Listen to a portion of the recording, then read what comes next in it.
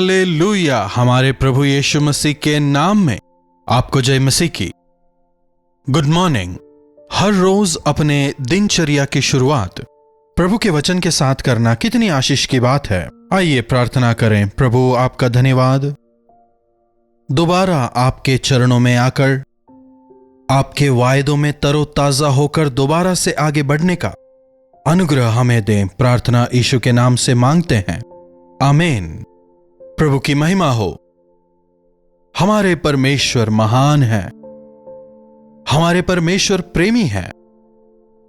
जब हम गलती करते हैं वे हमें सजा देते हैं, लेकिन वे ही हमें दोबारा स्थापित भी करते हैं। संसार में लोग हमारी गलतियों की तरफ इशारा करते हुए हमें नीचा दिखाते हैं, नफरत करते हैं। भले ही हम माफी मांग लें और वे भी कह दें हमने माफ कर दिया है, लेकिन बार बार बार बार लोग उन्हीं गलतियों को याद दिलाकर हमें नीचा दिखाने का, हमारा अपमान करने का लगातार प्रयास करते रहते हैं, अपनी नफरत जाहिर करते हैं। लेकिन प्रभु अगर एक बार क्षमा कर देते हैं, वे गलती को भूल जाते हैं। वे ना केवल हमारे पापों को क्षमा करते हैं, बल्कि हमारे पापों को वे भूल जाते हैं। मैं वही हूं जो तुम्हारे पापों को धो डालता हूं। स्वयं अपनी प्रसन्नता के लिए मैं ऐसा करता हूं। मैं तुम्हारे पापों को याद नहीं रखूंगा। कितने महान प्रभु हैं हमारे। ब्लैक बोर्ड पर टीचर्स चॉक पीस से लिखते हैं, क्लास खत्म होने के बाद डस्टर लेके उसे पोंछ देते हैं। क्या कोई रिकॉर्ड रह जाता है? उसी समय कंप्यूटर पे फीड करके क्लाउड्स पर सेव कर दें, वो हमेशा रह जाएगा। अगर आप किसी पेन से कागज पर लिख दें तो जब तक वो कागज रहेगा वह चीज रिकॉर्ड में रह जाएगी। लेकिन हमारे यीशु मसीह हमारे अपराधों को क्षमा करने के लिए अपना लहू बहाते हैं और हमें क्षमा करने के लिए वे हमेशा तैयार रहते हैं। जो अपने पापों का अंगीकार करते हैं वे उन्हें धर्मी ठहराएंगे और उनके सब अधर्मों से वे उन्हें शुद्ध करेंगे। यीशु मसीह का लहू हमारे सब अपराधों से हमें शुद्ध करता है। इन दिनों में हम प्रभु यीशु के क्रूस की मृत्यु को याद करते हैं। प्रभु यीशु के क्रूस का बलिदान कितना महान था। अगर हमें समझ आए, क्रूस पर जो उन्होंने दुख सहा, दर्द सहा और अंततः मारे गए, उसे याद कर हमें रोना नहीं है, बल्कि यह समझना है कि प्रभु को उस स्थान पर पहुंचाने वाले मेरे ही गुनाह थे। और इस बात को समझकर हमें अपने पापों से मुंह मोड़कर प्रभु से प्रेम करते हुए जीना है। क्या बीते दिनों के पाप आपका पीछा नहीं छोड़ रहे? क्या बीते दिनों में आपने जिन पापों को किया उनके परिणाम को आप भोग रहे हैं? आपकी बातों की वजह से क्या आज भी लोग आपसे द्वेष करते हैं, आपसे नफरत करते हैं? आपकी स्थिति चाहे जैसी भी हो, अगर प्रभु समीप आएंगे आप क्षमा हासिल कर सकते हैं। कई बार हम प्रभु को भी दुखी करते हैं। देखिएगा, हमारे हर गलत काम प्रभु के विरोध में ही होते हैं।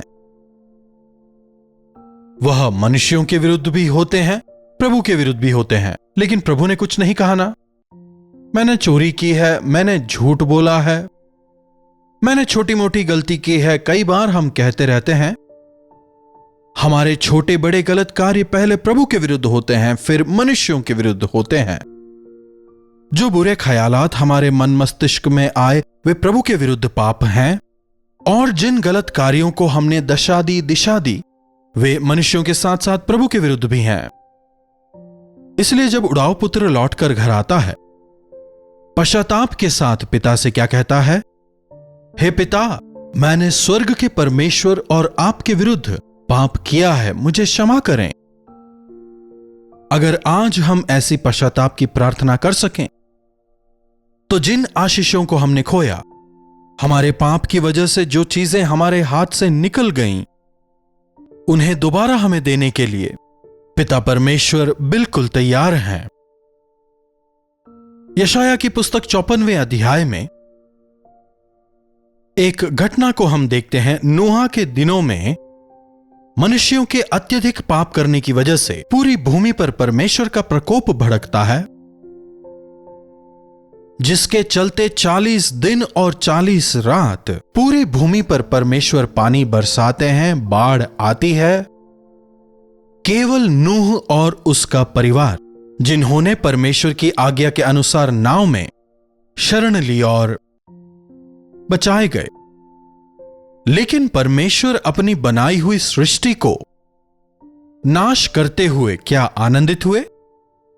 वचन बताता है वे काफी दुखी हुए।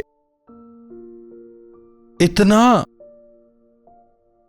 सब कुछ हो गया है, पूरी भूमि खाली हो गई है। केवल 8 लोग और उनके साथ 2-2 के जोड़ों में जो पशु थे, पक्षी थे, केवल वे ही बचे हैं। जब परमेश्वर देखते हैं, उन्हें काफी वेदना होती है, दुख होता है और वे एक शपथ लेते हैं। यशाया 54 की 9वीं आयत को देखिए। यह मेरी दृष्टि में नूह के समय के जल प्रलय के समान है, क्योंकि जैसे मैंने शपथ खाई थी कि नूह के समय के जल प्रलय से पृथ्वी फिर ना डूबेगी, वैसे ही मैंने यह भी शपथ खाई है कि फिर कभी तुझ पर क्रोध ना करूंगा और न धमकी दूंगा। आज दोबारा जब पूरी पृथ्वी पर पाप पनप रहा है, परमेश्वर धैर्यपूर्वक होकर सहानुभूति दिखाते हुए ठहरे हुए हैं। नूह के दिनों में जिस प्रकार लोग परमेश्वर की बातों को ठट्ठों में उड़ा रहे थे, आज भी लगभग कुछ ऐसा ही हो रहा है। लोग प्रभु यीशु की बातों को मजाक में उड़ाते हुए अपनी इच्छा अनुसार जीने की चाह रखते हैं, जिस प्रकार नूह के दिनों में हुआ करता था। उस घटना को प्रभु दुखी होते हैं और एक वायदा लेते हैं, और जो वायदा उन्होंने लिया था कि मैं मनुष्यों को कभी भी इस प्रकार जल प्रलय से नाश नहीं करूंगा, उसे आज भी परमेश्वर अपनी दया की वजह से पूरा करते आ रहे हैं। वास्तव में अगर देखा जाए तो नूह से भी भयंकर पाप के दिनों को आज हम पृथ्वी पर देख सकते हैं, पाप की अतिशयोक्ति को देख सकते हैं, लेकिन प्रभु दया दिखा रहे हैं। ऐसे समय में जब हम प्रभु की ओर फिरकर, प्रभु मुझे क्षमा करें, मैंने पाप किया है, मैंने आपको दुखी किया है, कहकर जब हम पश्चाताप करते हैं, अपनी करुणा की नजर से प्रभु हमें देखते हैं। इसीलिए 10वीं आयत में प्रभु कहते हैं, चाहे पहाड़ हट जाएं, पहाड़ियां टल जाएं, तो भी मेरी करुणा तुझ पर से ना हटेगी और मेरी शांतिदायक वाचा ना टलेगी। यहोवा जो तुझ पर दया करता है, उन्हीं का यह वचन है। मेरी शांतिदायक वाचा टलने वाली नहीं है। उस क्रोध को, उस उग्रता को, उस श्राप को, उस पाप के परिहार के लिए ही प्रभु यीशु इस संसार में जन्म लेते हैं और वे हमारे दोष को, हमारे पापों को अपने ऊपर लेकर क्रूस पर बलिदान हो जाते हैं। इसीलिए ही आज परमेश्वर पिता की क्षमा आपको और मुझको हासिल हो पा रही है। विश्वास करें, हम में से कई लोगों का अंत नरक ही है। हमें यह पता है हमारा जीवन सही नहीं है, हम प्रभु को दुखी कर रहे हैं, हम जानते हैं। संसार में कई लोग प्रभु यीशु के विरोधी हैं, यह जग जाहिर है। लेकिन प्रभु यीशु मसीह के द्वारा जो वायदा पिता ने दिया है, उस वजह से जिस रात प्रभु यीशु मसीह पकड़वाए गए, उन्होंने कटोरा लिया और कहा, यह कटोरा मेरे लहू में एक नई वाचा है, नया वायदा।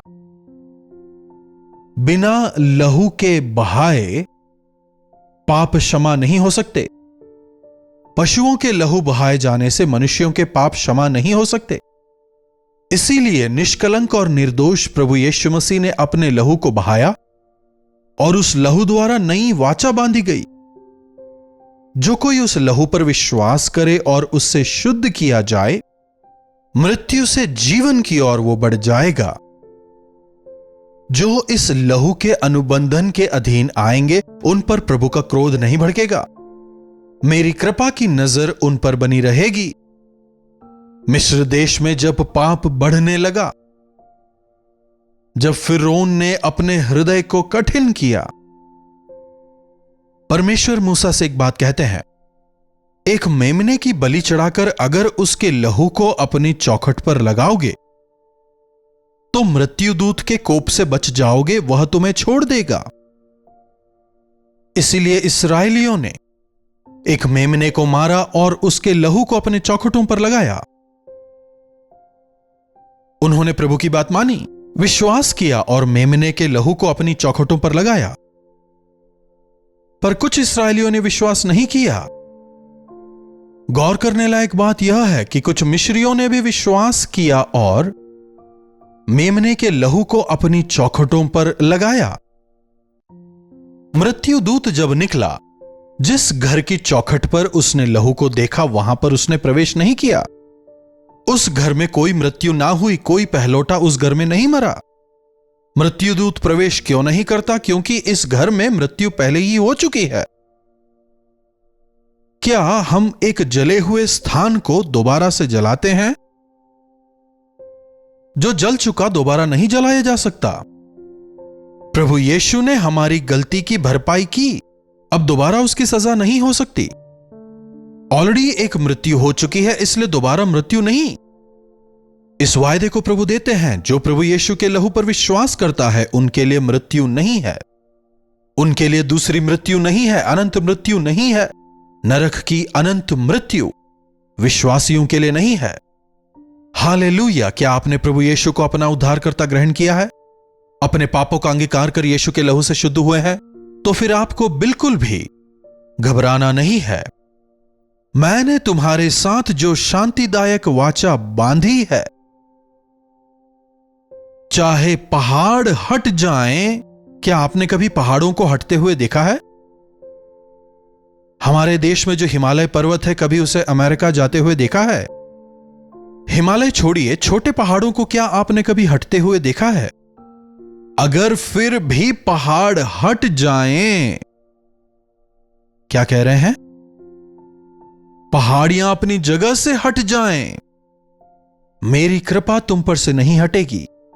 कितनी ही खतरनाक परिस्थितियां, भयंकर से भयंकर परिस्थितियां सामने आए, मेरी कृपा नहीं टलेगी। कारण तू बहुत अच्छा है, भला है, इसीलिए नहीं, लेकिन मैंने एक वाचा बांधी है। मैं तुझे कभी नहीं छोड़ूंगा, मैंने वायदा दिया है। मेरे पुत्र यीशु के लहू की वजह से मैं करुणा दिखाऊंगा, मैंने वायदा दिया है।